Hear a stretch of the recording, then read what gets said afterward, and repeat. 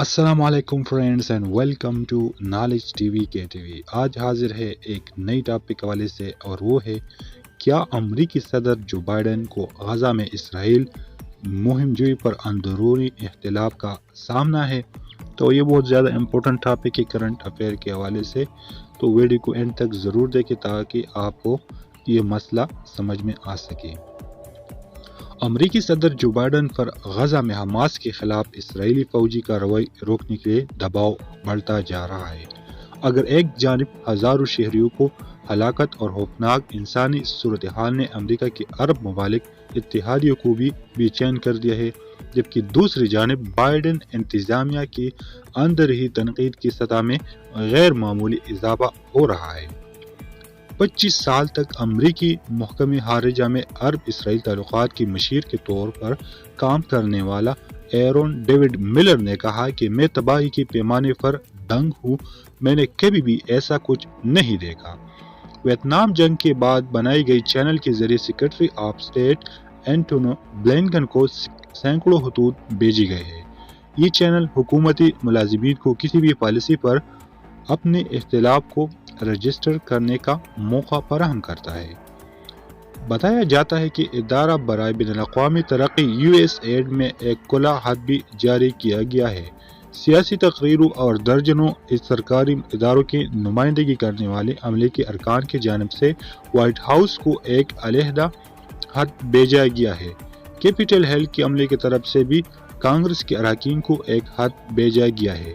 باہر ان میں سے زیادہ تر اختلافات نجی نوعیت کی ہیں اور بہت سے گمنام ہیں کیونکہ اس کی ان روزگار پر اثرات ہو سکتی ہے، اس لیے اس کی مکمل تصویر واضح نہیں ہے، لیکن متعدد رپورٹس بتاتے ہیں کہ غزہ پر امریکی پالیسی کی خلاف احتجاج کی لہر میں سینکڑوں لوگوں نے دستخط کی ہے۔ انتظامیہ کے ایک اہلکار نے بی بی سی کو بتایا کہ یہ خدشات بہت حقیقی ہیں اور لوگ کے بارے میں بات کر رہے ہیں۔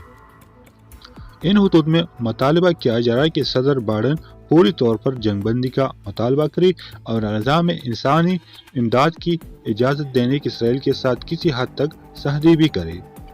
کچھ خطوط کا لہجہ سخت ہے اور یہ نوجوان سیاسی کارکنوں کے جذبات کی بازگشت کرتے ہیں اور بلاواسطہ طور پر اسرائیل کی ناقدین فلسطین کی ہمدردوں کے درمیان رویوں میں نسلی فرق کو ظاہر کرتے ہیں۔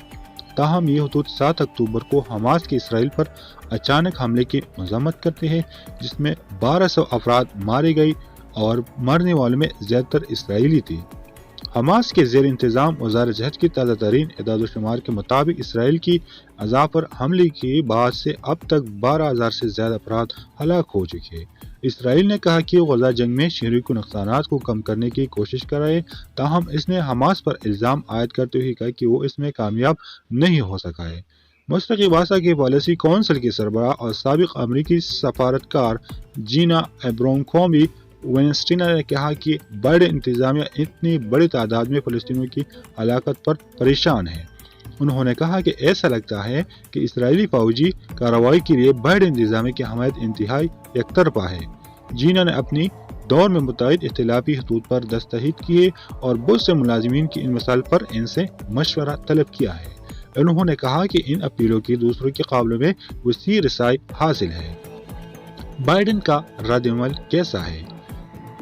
جینا ابرامسٹولی کا کہنا ہے کہ عدم اطمینان کی اس لہر میں امریکہ کی زبان اور رویے میں نمایاں تبدیلی آئی ہے، کیونکہ حماس کے مقابلے کے فوراً بعد صدر بائیڈن نے جذباتی تقریر میں اسرائیل کی غیر متزلزل حمایت کی تھی۔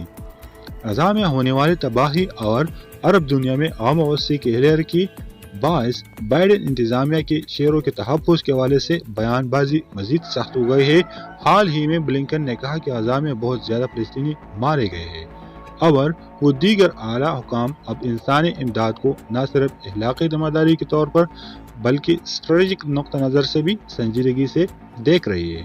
محکمہ خارجہ کے ترجمان میتھیو میلر کے مطابق بلنکن نے صورتحال سے مایوسی ملازمین سے ملاقات میں ایسی بات اندیا دیا۔